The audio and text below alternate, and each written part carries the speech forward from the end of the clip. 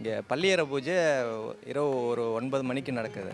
அதில் வந்துட்டு தொடர்ந்து இறைவனை பள்ளியறை பூஜையை பார்க்குறவங்களுக்கு குழந்தை பாக்கியம் கண்டிப்பாக நடக்குது.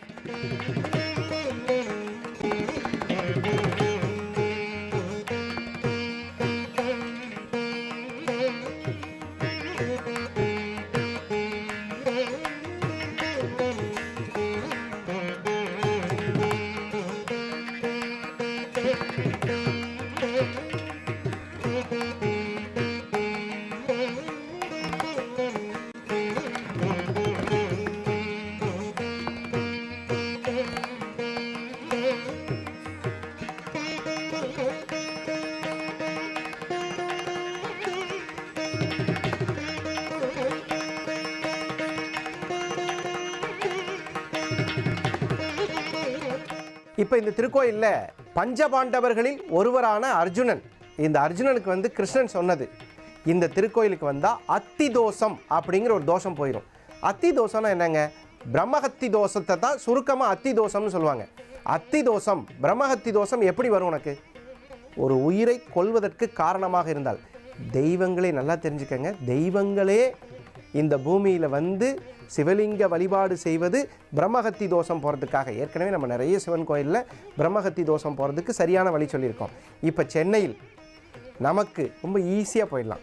அந்த அற்புதமான அர்ஜுனன் அவனுக்கு அங்கே பிரம்மஹத்தி தோஷம் என்று சொல்லக்கூடிய அத்தி தோஷத்தை நிவர்த்தி செய்த ஸ்தலத்தில் இப்பொழுது சிவபெருமானுக்கு ஒரு அற்புதமான ஒரு அலங்காரம். நம சிவாய ஓம் நம சிவாய ஹர ஹர சிவ ஓம் நம சிவாய ஜய ஜய சங்கர ஹர ஹர சங்கர ஹர ஹர சங்கர ஜய ஜய சங்கர ஜய ஜய சங்கர ஹர ஹர சங்கர ஹர ஹர சங்கர ஜய ஜய சங்கர. தென்னாடுடைய சிவனே போற்றி, எந்நாட்டவர்க்கும் இறைவா போற்றி. தென்னாடுடைய சிவனே போற்றி, எந்நாட்டவர்க்கும் இறைவா போற்றி. இந்த திருக்கோயிலில் பார்த்தீங்கன்னா சௌந்தர்ய ஈஸ்வரர், உடனமர், திரிபுர சுந்தரி இவங்களும் இருக்காங்க.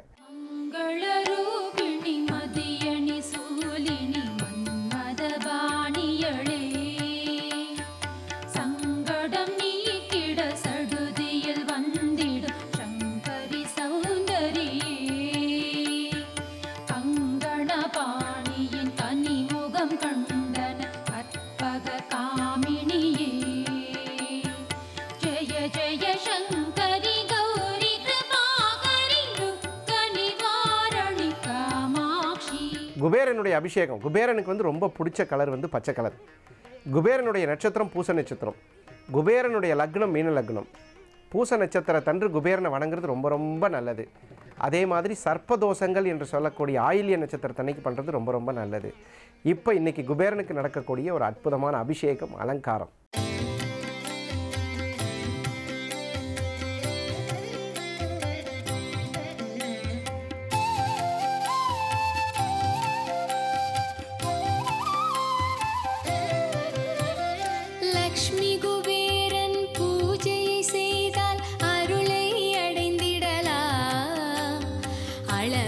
செல்வம் குறைவற்ற வாழ்வால் வறுமையை போக்கிடலாம். வியாழக்கிழமைகள் பூச நட்சத்திர தினம் பூஜைகள் தொடங்கிடலாம். பக்தருக்கருளும் லக்ஷ்மி குபேரன் அனுகிரகம் வேண்டி போற்றிடலாம்.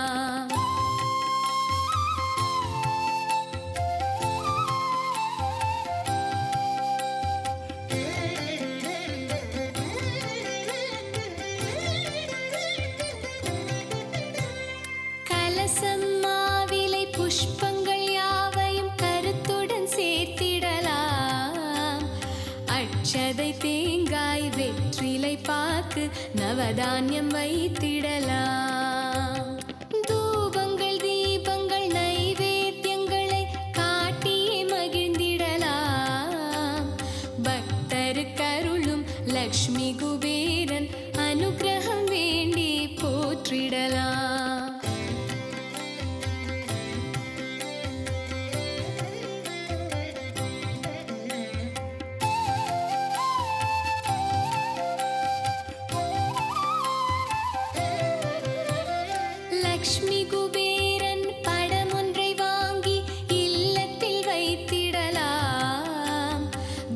வடதிசை நோக்கி படமுடன் எந்திரம் பிரதிஷ்டையும் செய்திடலாம்.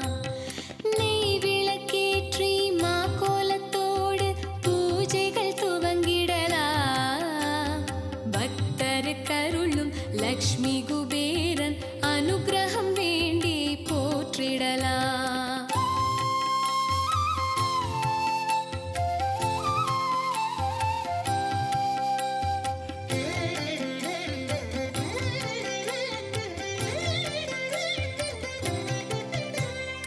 அன்னைக்கே உகந்த சுபதின நாளில் அழகாய் பூஜிக்கலாம்.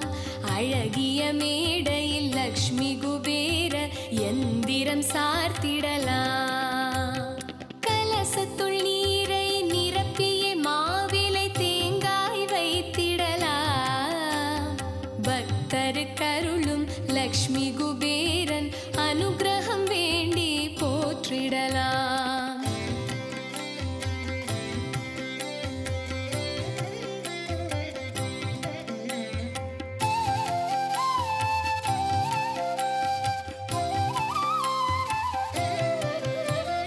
வாழை இலையின் மேல் அட்சதை பரப்பி எந்திரம் வைத்திடுவோம். சந்தனம் வைத்து குங்குமம் இட்டு புஷ்பங்கள் சாற்றிடுவோம். கிழக்கு முகமாக எந்திரம் வைத்து பூஜைகள் துவங்கிடுவோம்.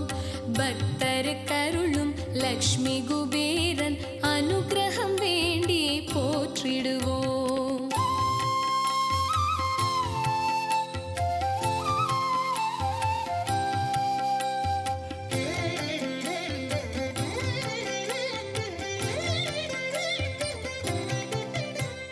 வெள்ளிக்கிழமை தோறும் விசேஷமாய் லட்சுமி குபேரருக்கு பச்சை கயிறு சாத்தி பச்சை குங்குமத்தால் அர்ச்சனை பண்ணி விசேஷ சங்கல்பம் செய்து பக்தர்களுக்கு சிறப்பு அர்ச்சனை செய்து மகா பிரசாதங்கள் வழங்கப்பட்டு வருகின்றன. அது மட்டுமல்லாமல் சிவராத்திரி, மகா சிவராத்திரி, விநாயகர் சதுர்த்தி, சங்கடகர சதுர்த்தி, அமாவாசை, தீபாவளி பண்டிகை, அனைத்து பண்டிகைகளும் இங்கே சீரும் சிறப்பாய் நமது ஆலயத்திலே நடைபெற்று கொண்டிருக்கின்றன. 16 செல்வங்களும் வந்து சேரும் இந்த லட்சுமி குபேரரை வழிபட்டால். ஆகையால் எழில்மிகு சென்னை மாநகரில் இந்த ஆலயம் வந்து ரத்தினமங்கலத்திற்கு அடுத்தபடியாக இங்கு தான் இந்த லட்சுமி குபேரர் பிரதிஷ்டை செய்துள்ளார்கள். ஆகையால் இது மிகவும் தொன்மை வாய்ந்த கோயில். பக்த கோடிகள் அனைவரும் இந்த ஆலயத்தில் வந்து தரிசித்தால் நினைத்த காரியம் கண்டிப்பாக நடைபெறும். இப்போ குபேரனை பார்த்துட்டோமா? இப்போ குபேர முத்திரை அப்படின்னா என்னங்க அப்படின்னு பார்த்தீங்கன்னா, இந்த 3 விரலை இப்படி சேர்த்து வச்சுக்கிறதுக்கு பேர் தான் குபேர முத்திரை. இந்த 3 விரல், கட்டை விரல், பெருவிரல், இந்த நடுவிரல், இந்த 3ஐயும் ஒரே நேர்கோட்டில் வைக்கணும். இதுக்கு பேர் குபேர முத்திரைன்னு பேர். அதே மாதிரி இந்த பக்கம் வைக்கிறோம். இந்த மாதிரி குபேர முத்திரையை வைத்து கண்டிப்பாக குபேரனை வணங்கும் பொழுது எல்லா சாமியும் இப்படி கும்பிடுவோம். இப்படி பண்ணுறது குபேர முத்திரை. உங்கள் உடம்பில் இருக்கக்கூடிய பினியன் கிளாண்ட் அப்படின்னு சொல்லுவாங்க. அதாவது பினியன் அந்த ஹார்மோன் கிளாண்ட் அப்படின்னு சொல்லக்கூடிய அந்த சுரப்பி சுரந்து உங்களுடைய வாழ்க்கையில் கண்டிப்பாக இது என்ன சார் பண்ணுறது, இந்த மாதிரி வச்சுட்டு என்ன பண்ணுறது அப்படின்னு கேட்டால், நம்மளுடைய விளக்கேற்றும் பொழுது விளக்கேற்றிடும். விளக்கேற்றுறது மகாலட்சுமி. அந்த விளக்கேற்றின பின்னாடி ஓம் குபேராய நமகா, ஓம் குபேராய நமகா, ஓம் குபேராய நமகா என்று சொல்லும் பொழுது அதில் ஓம் ராஜாதி ராஜாய பிரசக்கி சாகினே நமோ வயம் வைசரவனாய குருமகே சமே காமான காமாக்கிய மக்கியம் காமேஸ்வரோ வைசரவனோ தாது குபேராய வைசரவனாய